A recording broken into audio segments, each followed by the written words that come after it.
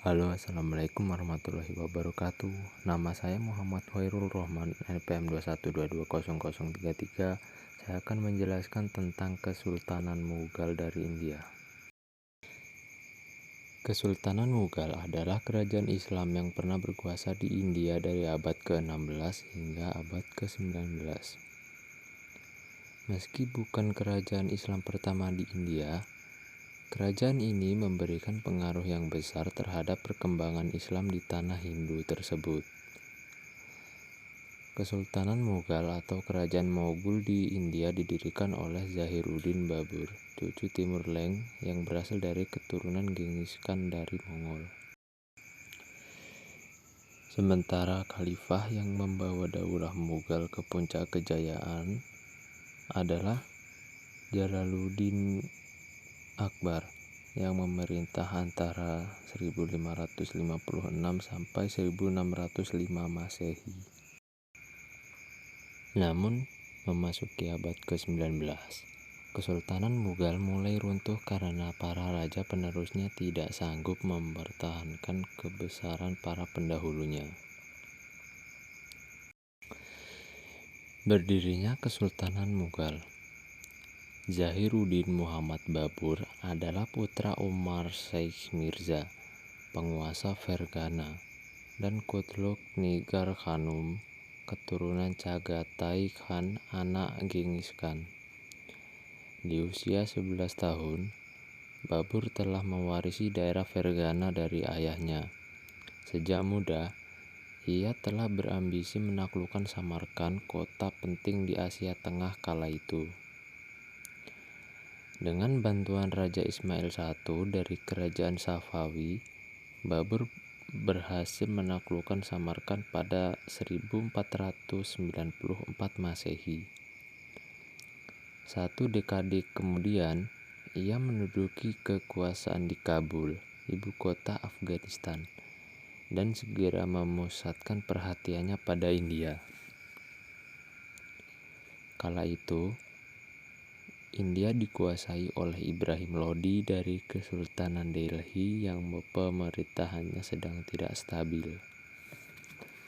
Babur kemudian memimpin bala tentaranya menuju Delhi dan terjadilah pertempuran Panipat I pada 21 April 1526 Masehi. Ibrahim Lodi bersama ribuan pasukannya meninggal dalam serangan itu. Dan tidak lama kemudian Babur mendirikan Kesultanan Mughal. Kerajaan Mughal merupakan kelanjutan dari Kesultanan Delhi, sebab ia menandai puncak perjuangan panjang untuk membentuk sebuah imperium India Muslim yang didasarkan pada sebuah sintesa antara warisan bangsa Persia dan bangsa India. Kerajaan Mughal bukanlah kerajaan Islam pertama di India. Jika pada dinasti-dinasti sebelumnya Islam belum menemukan kejayaannya, maka kerajaan ini justru bersinar dan berjaya. Keberadaan kerajaan ini dalam periodisasi sejarah Islam dikenal sebagai masa kejayaan kedua setelah sebelumnya mengalami kecemerlangan pada dinasti Abbasiyah. Kerajaan Mughal ini didirikan oleh Zahiruddin Muhammad Babur, salah satu dari cucu Timur Leng, ayahnya Umar Mirza. Saat ia berumur 11 tahun, ia berambisi dan bertekad akan menaklukkan Samarkand yang menjadi kota penting di Asia Tengah pada masa itu. Pada mulanya, ia mengalami kekalahan, tetapi karena mendapat bantuan dari Raja Safawi, akhirnya berhasil menaklukkan Samarkand pada tahun 1494 Masehi. Pada tahun 1504 Masehi, ia menduduki Kabul, ibu kota Afghanistan. Setelah Kabul dapat ditaklukkan, Babur meneruskan ekspansinya ke India.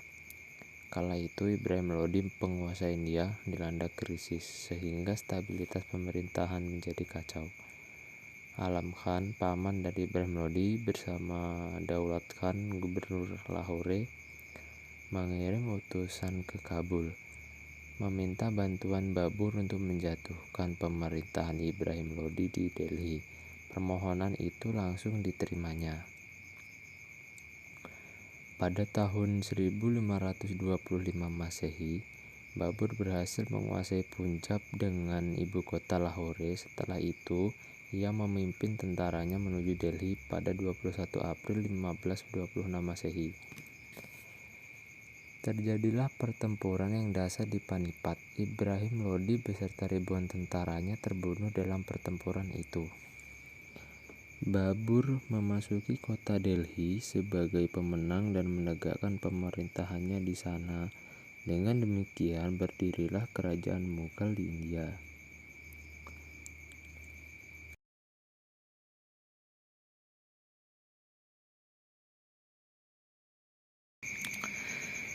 Strategi dan kebijakan pemerintahan Mughal. Selama pemerintahannya, kerajaan Mughal dipimpin oleh beberapa orang raja. Raja yang sempat memerintah adalah 1. Jahiruddin Muhammad Babur 1526 sampai 1530. Raja pertama sekaligus pendiri kerajaan Mughal. Masa kepemimpinannya digunakan untuk membangun fondasi pemerintahan. Awal kepemimpinannya, Babur masih menghadapi ancaman pihak-pihak musuh, utamanya dari kalangan Hindu yang tidak menyukai berdirinya kerajaan Mughal. Orang-orang Hindu segera menyusun kekuatan gabungan. Namun Babur berhasil mengalahkan mereka dalam satu pertempuran. Sementara itu, dinasti Lodi berusaha bangkit kembali menentang pemerintahan Babur dengan pimpinan Muhammad Lodi.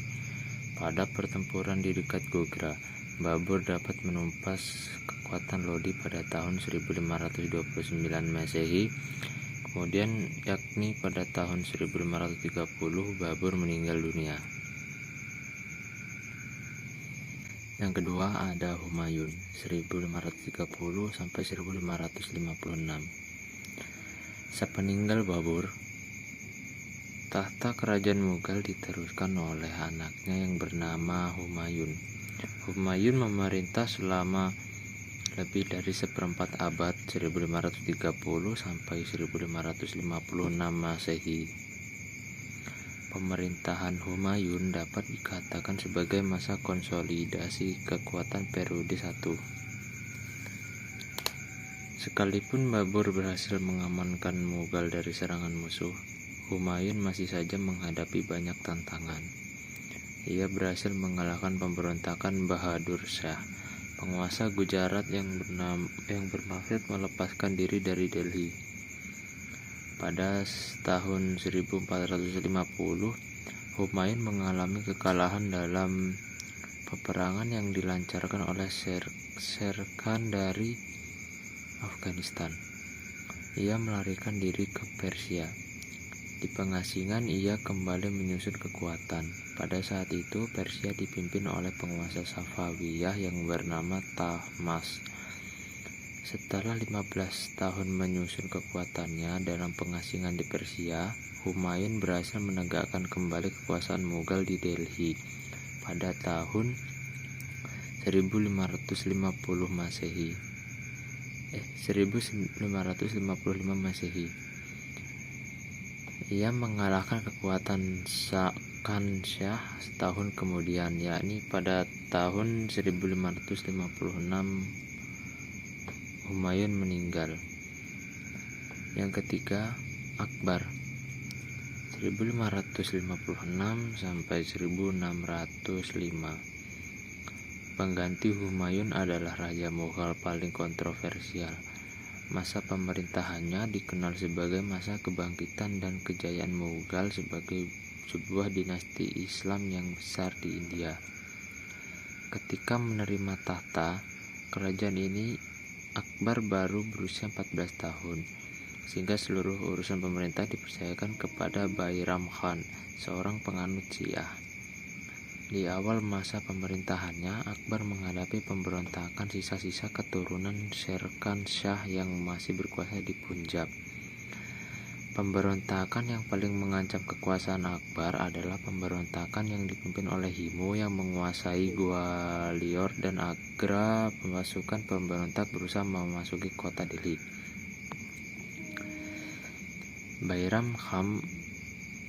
Bairam Khan menyambut kedatangan pasukan tersebut sehingga terjadilah peperangan dahsyat yang disebut Panipat II pada tahun 1556 Masehi.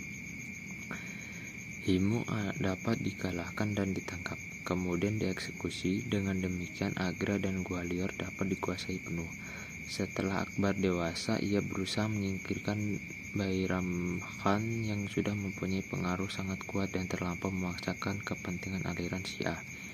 Bairam Khan memberontak, tetapi dapat dikalahkan oleh Akbar di Julandur tahun 1560 Masehi.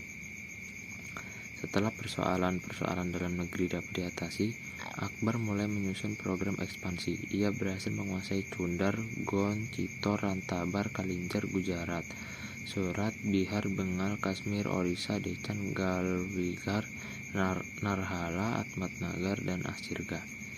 Wilayah yang sangat luas itu diperintah dalam suatu pemerintahan militeristik.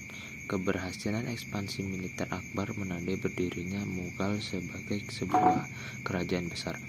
Dua gerbang India, yakni kota Kabul sebagai gerbang ke arah Turkistan dan kota Kandahar sebagai gerbang ke arah Persia, dikuasai oleh pemerintahan Mughal. Menurut Abu Su'ud, dengan keberhasilan ini Akbar bermaksud ingin mendirikan negara bangsa nasional. Maka kebijakan yang dijalankannya tidak begitu menonjolkan spirit Islam, tetapi bagaimana mempersatukan berbagai etnis yang membangun dinastinya. Keberhasilan Akbar mengawali masa kemajuan Mughal di India. Yang keempat ada Jahangir 1605 sampai 1627. Kepemimpinan Jahangir yang didukung oleh kekuatan militer yang besar. Semua kekuatan musuh dapat dan gerakan pemberontakan berhasil dipadamkan, sehingga seluruh rakyat hidup dengan aman dan damai. Pada masa kepemimpinannya, Jahangir berhasil menundukkan Bengala 1620 Masehi, Mewar 1614 Masehi, Kangra. Usaha-usaha pengamanan wilayah serta penaklukan ia lakukan mempertegas kenegarawanan yang diwarisi dari ayahnya, yaitu Akbar. Yang kelima, Shah Jihan 1628 sampai 1658. Tampil menggantikan Jahangir, bibit-bibit disintegrasi mulai tumbuh pada pemerintahannya. Hal ini sekaligus menjadi ujian terhadap politik toleransi Mughal. Dalam masa pemerintahannya terjadi 2 kali pemberontakan. Tahun pertama masa pemerintahannya, Raja Johar Singh Bundelap berupaya memberontak dan mengacau keamanan, namun berhasil dipadamkan. Raja Johar Singh Bundelap kemudian diusir. Pemberontakan yang paling hebat dari Afghan Pir Lodi atau Gan Jahan, seorang gubernur dari provinsi bagian selatan. Pemberontakan ini cukup menyulitkan. Namun pada tahun 1631 pemberontakan ini pun dipatahkan dan Khan Jahan dihukum mati. Pada masa ini para pemukim Portugis di Hukli Bengala mulai berulah. Di samping mengganggu keamanan dan toleransi hidup beragama, mereka menculik anak-anak untuk dibaptis masuk agama Kristen. Tahun 1632 Shah Jahan berhasil mengusir para pemukim Portugis dan mencabut hak-hak istimewa mereka. Shah Jahan meninggal dunia pada 1657 setelah menderita sakit keras. Setelah kematiannya terjadi perang saudara. Yang keenam ada Aurangzeb 1658-1707. Aurangzeb menghadapi tugas yang berat. Kedaulatan Mughal sebagai entitas Muslim India nyaris hancur akibat perang saudara. Maka pada masa pemerintahannya dikenal sebagai masa pengembalian kedaulatan umat Islam. Periode ini merupakan masa konsolidasi dua kerajaan Mughal sebagai sebuah kerajaan dan negara dan sebagai negeri Islam. Aurangzeb berusaha mengembalikan supremasi agama Islam yang mulai kabur akibat kebijakan politik keagamaan Akbar. Yang ketujuh ada Bahadur Shah 1707-1712. Raja-raja pengganti Aurangzeb merupakan penguasa yang lemah sehingga tidak mampu mengatasi kemerosotan politik dalam negeri. Raja-raja sesudah Aurangzeb mengawali kemunduran dan kehancuran kerajaan Mughal. Bahadur Shah menggantikan kedudukan Aurangzeb. 5 tahun kemudian terjadi perebutan antara putra Bahadur Shah. Jihandar dimenangkan dalam persaingan tersebut dan sekaligus dinobatkan sebagai Raja Mughal oleh Jenderal Zulfikar Khan, meskipun Jihandar adalah yang paling lemah di antara putra Bahadur. Penobatan ini ditentang oleh Muhammad Fakhrusyar, keponakannya sendiri. Dalam pertempuran yang terjadi pada tahun 1713, Fakhrusyar keluar sebagai pemenang. Ia menduduki tahta kerajaan sampai pada tahun 1719 Masehi. Sang raja meninggal terbunuh oleh komplotan Sayyid Hussein Ali dan Sayyid Hasan Ali. Keduanya kemudian mengangkat Muhammad Shah. Ia kemudian dipecat dan diusir oleh suku Asfar di bawah pimpinan Nazir Shah. Tampilnya sejumlah penguasa lemah bersamaan dengan terjadinya perebutan kekuasaan ini, selain memperlemah kerajaan, juga membuat pemerintahan pusat tidak terurus secara baik. Akibatnya pemerintahan daerah berupaya untuk melepaskan loyalitas dan integritasnya terhadap pemerintahan pusat.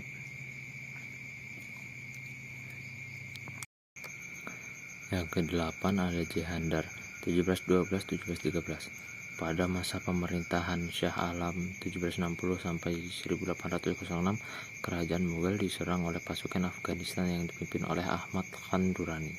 Kekalahan Mughal dari serangan ini berakibat jatuhnya Mughal ke dalam kekuasaan Afghan.